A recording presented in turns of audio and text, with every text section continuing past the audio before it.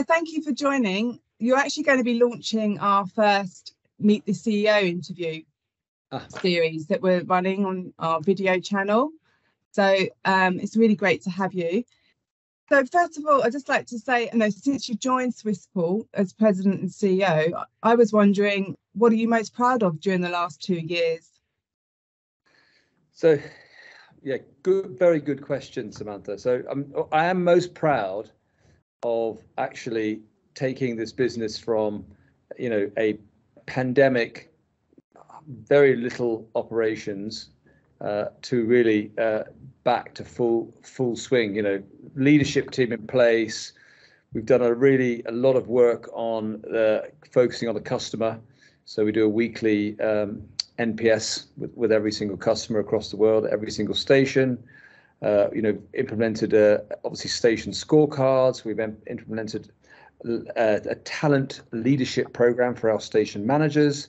And we've invested quite heavily in making sure at a station level that people they get they're fairly paid.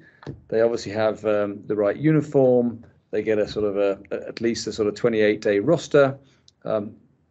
There's enough people on shift. So all of this coming together. So it's the transformation of the business, really, from a very decentralized business that wasn't properly leveraging its global scale to being market leader, not only in size, but also market leader in the industry, leading the way on service, on customer partnering, and delivering the day-to-day operation, which is absolutely critical for our customers. So have you seen achievements on the back of this? So we absolutely have seen achievements on the back of this. We've seen the whole operation become much more consistent. So whether you're in Sydney versus Johannesburg versus Chicago versus London, we've become much more consistent. We evaluate everyone in the same way. We look at our customer service in the same way. And of course, there's been challenges as the world has come back. But we're very proud of the improving operational performance across the business.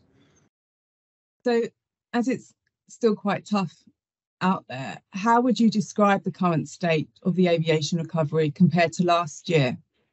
So a year ago, we were sitting here just coming out of Omicron, if you remember.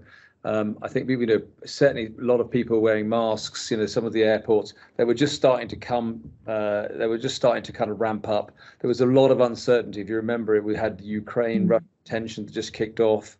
We were coming out of the Omicron. Schedules were quite mixed in terms of the schedules they were putting on sale were not being delivered sort of from the previous summer.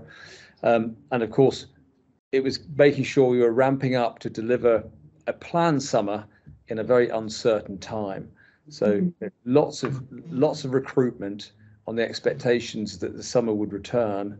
And of course, I think that what we saw last summer was, literally the revenge of travel, being locked down for 2 or 3 years. Yeah. And it came, in spades. So, and that was a real challenge for the industry, right? So, whether it be the immigration, security, ground handling, whether it be crews, whether it be aircraft availability. It was a real challenge going from sort of a very low base to a very peaky schedule. A lot of the schedules were obviously there to meet the demand. And of course, we were seeing higher peaks in 2022 than we were in 2019. So albeit the volumes were lower, actually in certain times of the day, Thursday, Friday, Sundays, you were seeing higher peaks than you were in 2019, and in some markets we were sort of 20 or 30% over 2019 levels. I think what we see now is a bit of a kind of stabilization of the market. So this year is much more stable than the previous year. We've got a kind of more stable forecast for Q2, Q3. Seeing very strong demand. You've seen all the airline results. Really strong results, strong demand and traffic, and despite kind of the mixed environment in terms of potential recessionary, the high interest rates, and the high inflationary environment, we're still seeing quite a strong demand for travel. Of course, on the contrary to that, our other really large businesses, cargo, in the pandemic that was going gangbusters, whereas obviously it's softened a bit over the last sort of 6 months, and we're seeing potential softening for this year, maybe sort of -5, -10% in the market, depending on which institution you believe. But it's definitely that, you know, the cargo market has come off slightly. Mm-hmm. And how important has been the reopening of China's border for international travel?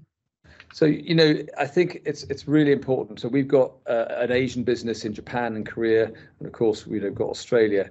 And so there's two things. One is the Chinese restrictions obviously even created a demand issue in cargo. So it's very important. Once you see China open, you know, you see certainly the cargo demand even growing. On the passenger side, I mean, Asia really is not back to kind of normal until China opens. Even now, although China's open, there's still restrictions, so you still need a COVID test. So I think they come off at the end of the month. But what we've seen in China, so whether it be Korea or Japan, is once the restrictions come off, you know, again, like everywhere else in the world, the traffic and demand is pent up and explodes. I think what's been missing in the Asian recovery is obviously that Chinese opening. Very important for us for cargo perspective. Very important to us from a handling and passenger services business. And do you feel the business is prepared on the resource side to meet that demand? So certainly, you know, what Asia has seen, they've seen all the challenges we've had in the US and the UK. It's, you know, hotspots in Europe, etc. So, you know, we are as prepared as we can be. They're very conservative. We've got conservative businesses in Asia, and we have to be well planned. But again, what you're seeing is a demand for labour exceeding the supply. So you know, we are seeing again the same sort of challenges we have seen across the world, although we're, you know, much better prepared because obviously we knew it was coming. I like that cue. The aircraft noise, that's great. Yeah, we're actually on the airport, so the 340s are a little bit noisy, should we say. So because of what's happening in the world, do you still believe the system is still greatly under pressure because of the economic climate and the geopolitical tensions with Ukraine? So listen, I think there's definite uncertainty in the market, and I think there's two time frames we're looking at. So I think if you look at the aviation passenger market, you know, we're seeing really strong demand, and I think that is personally on the back of really 2 or 3 years of, you know, non-travel and closure. I mean, in Asia, they've really been closed for 3 years, whereas obviously in some other parts of the world, we're really closed for sort of 1 or 2 years. So I think that demand is really coming through strongly for Q2, Q3.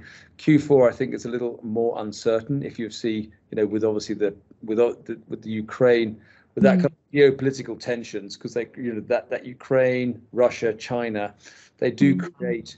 So they've got the supply restrictions, and then of course we've got demand. Currently, we've got more demand than supply, which is creating the pressures. I think in Q4, you know, you might see an easing of that as we potentially head into some recessionary environments across the world. Cargo, you're seeing the effects of the recessionary environment or the slowdown. As you can see, the volumes are coming off, albeit that rates have held up, but also, you know, you see air cargo rates coming down quite rapidly in the past few months. So what would you say were the other key challenges then of facing the sector?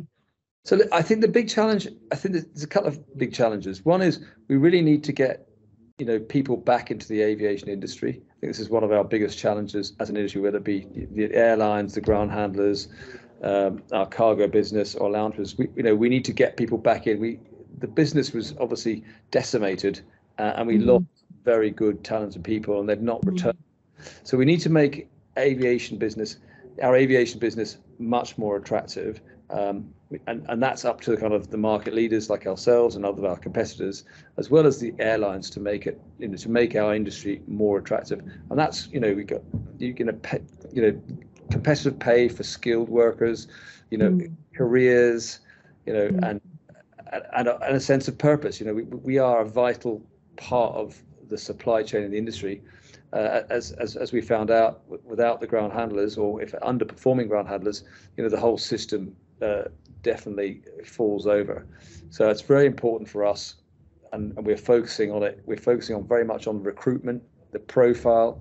We've got to make sure we get diversity, we've got the right gender mix, but more importantly, when you come through our system, we've got an opportunity to have a career with us. You get trained, can improve your skills, and I think that's really important to make our industry more attractive. And there's a number of things we can all do to help facilitate that. I know during the pandemic, especially across the pond, some handlers, it was crazy. He was mentioning that what they had to do to make sure they had the staff, even to turn up for an interview. I'm sure, I don't know if Swissport had that kind of issue during the pandemic, but what steps are you doing now to make sure that the industry is attractive to work in? Yeah, so firstly, the industry wasn't just our industry. There was in the service industry where obviously where industries were shut down, whether it be the hospitality industry, whether it be the travel industry, getting staff back, especially as there's a shortage of staff. I mean, in the US, I think for every unemployed person, there's a 1.7 jobs, right? So there's a real labor shortage, right?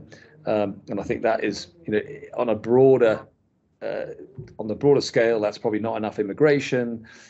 Obviously the birth rates are much lower in these developed societies. So from one side, we've got this lack of labor and skill. So the other side is we've got to make, as companies, we've got to make it as attractive as possible. So one is we've got to be competitive in pay, right? But not only that, we have to have a much more interesting place to work. So how we drive it is we've got we sell our business. You've got Korea, you've got the largest aviation service business in the world. We actually got some values. So one is, we care, we actually do the right thing, and we win as a team, and we use those values as part of a recruitment program.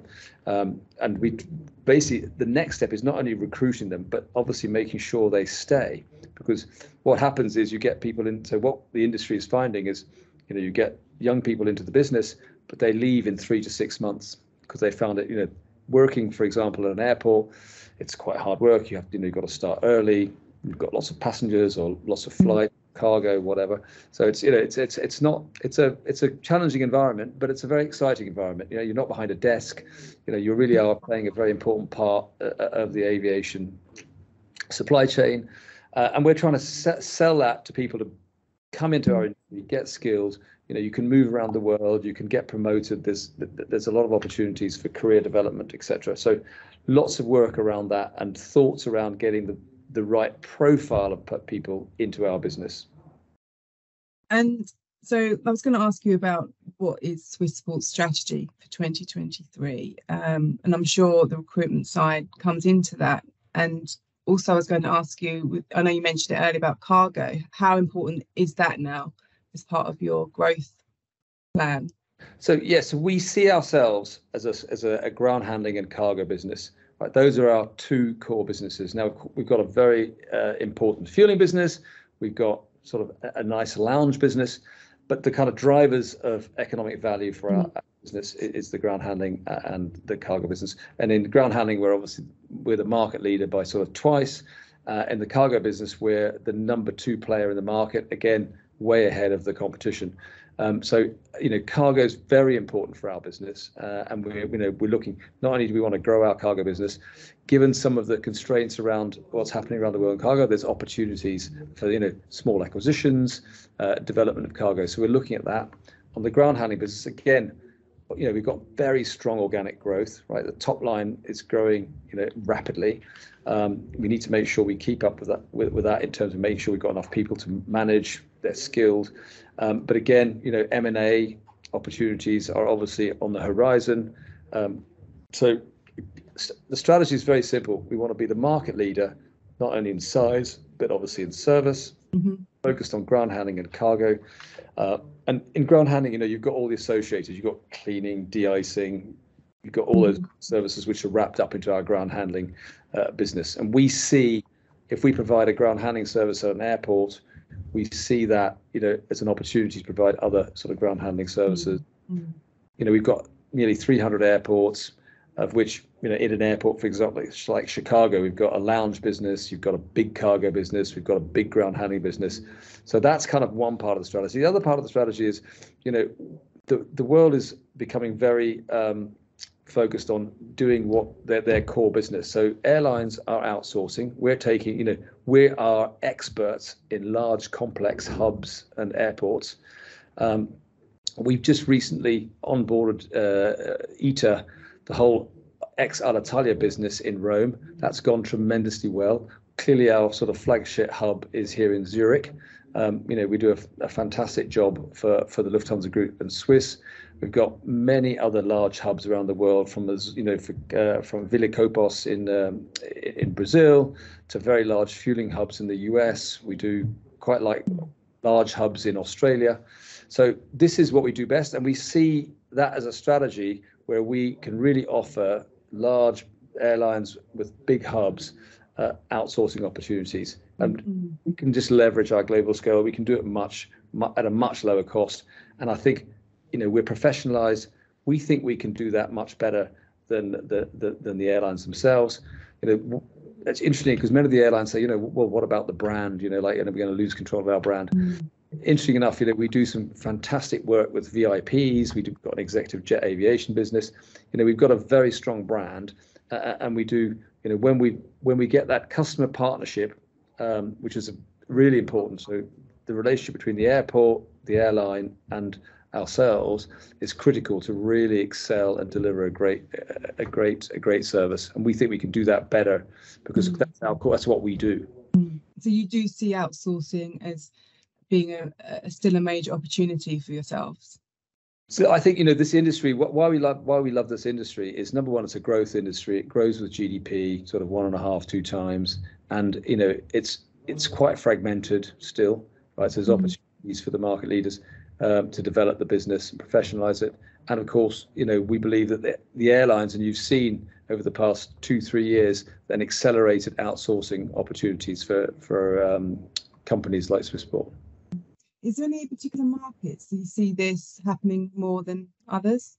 So I think where they've got legacy carriers that need to really make their businesses much more efficient, and of course, and need to focus on really running the airline, right? Selling tickets, running the airline really well, with all of their loyalty schemes and the customer service and their brand and their selling machine, managing the pilots, the cabin crew. We think we can. Ground handling is usually a lot of people, right? And we think we can take all of that management away from the airline, but also do it more efficiently, just because that's our core business. Running an airline is their core business. And are you able to talk about any M&A opportunities coming down the line? We've got a very healthy pipeline of M&A opportunities, but of course, they are private and confidential until such time as we sign a piece of paper. But we acquired a cargo business in Belgium last year, and we've got a number of opportunities that are kind of bubbling in the pipeline that would be interesting additions to our business, both on ground handling and cargo. And have you got any new announcements or partnerships? One is we've established a flower corridor out of Nairobi up into Europe. Yes. Yeah. Which has gone very well. Just 1 second with the airline. Right. We've started Mombasa operations as a new airport. We've got contracts with ITA in Geneva and Zurich. We've got a new cargo center in Japan. We've started our second Aspire lounge in Helsinki. We've now got 65 Aspire lounges. And so there's so one part is it's just new businesses, new airports, and the other part is we're obviously working quite a lot on innovating our business in terms of digital innovation. We've got quite a big digital investment to kind of bring Swissport really up into kind of the leading our industry and on the digital side in terms of both labour management, but also how do we interact and support our people. Also, on electrification, how's Swissport's targets going? Are you on track? Yeah, so we know the ESG and sustainability agenda is a very important agenda. We know we've appointed one of our executives to run the whole sustainability and our fleet business, because clearly fleet is a big part of our sustainability and decarbonisation targets. So where we've got to is from the carbon emissions, we want to reduce that by 42% by 2032. And we want to take our EGSE of about 16% up to sort of 55% by 2032. And just be aware that we probably could go much quicker than that, but the airports obviously also need to be ready, not only on the space, but the electrical grid and also the charging points. So all of that together makes it a little bit restrictive. So carbon emissions is kind of our key target for decarbonisation. We've got, as part of the ESG program, we've got waste management, which obviously we're trying to eliminate all the plastic tableware, etc., at all our airport lounges, and again, avoid waste in cargo. And then, of course, the last leg of our sustainability and ESG agenda is inclusion and diversity. So 1/3 of our employees are now women, exceeding the IATA target of 25%. And we're putting a real focus on the women in leadership, and we really want to be at about 40% in the leadership team by within 5 years. And I think we'll easily smash that, because we really are. If you look at some of our jurisdictions, Middle East and Africa, I mean, there's 40% female leaders there now anyway. So there's a lot of. So we're already focused on that. Great. Just finally, have you got anything else you want to share with our viewers before we run out of time? So all I can say is, Swissport is on a mission, right, to really lead the industry. We're strengthening out the Aviation Services Association, ASA, and we are going to be pushing from an industry point of view, making sure that we've got a balanced ground handling agreement with the SGHA. So we're obviously going to work with IATA to make sure it's a balanced, to reflect this new world of inflation, wage shortage, the changing schedules. So that's one. Two, we're looking at labour and how on earth can our business and industry attract the best talent, right? So that's so one is sort of the commercial structure to be balanced with the airlines. Two, we've got to make sure that we get the best people. And third, we want to make sure that we have a sustainable professional ground handling business across the world. And so we're looking with the airports at what are the licensing regimes that provide with the right number of ground handlers at the airports. So that's a really big industry play, which we're hopefully going to be shaping together with the other ground handlers as part of the association. So that's external. Internal, we really want to be the business that people can depend on, and whatever happens, they go, listen, we can go to Swissport because we know we can depend on them to deliver a consistent, safe operation. And if we have hotspots, we fix it very quickly, and we literally openly communicate and work together with our airlines customers. And of course, on the back of that, we really want to make sure that we have the best talent in the industry, best station management, and we've got a real passionate team to make that happen. Well, that's great. Thank you so much, Warwick, for your time. I appreciate that, and do keep Ground Handling International up to date with all your developments this year and beyond. We will. No, thanks, Samantha. We really will, and we really appreciate your continued support. And we've got always lots to say, and thanks very much for being so receptive in communicating that.